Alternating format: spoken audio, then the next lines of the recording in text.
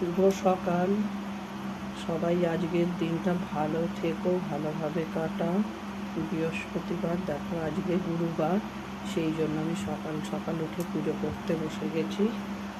এখন আমি গোপু সোনাকে স্নান করাবো। দেখো গোপু সোনাকে স্নান করালাম। এবার গোপু সোনাকে মুছে দিয়ে জামা পরাবো। আর এইদিকে দেখো সব ফুল নিয়ে বসে পড়েছি।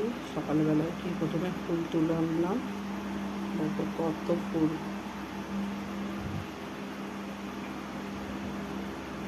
এখন বাজে ভোর 5টা।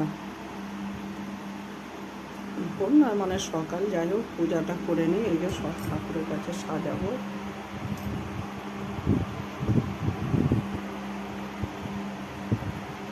তারপর গোপু সোনাকে বসিয়ে দেবো সিংহাসনে।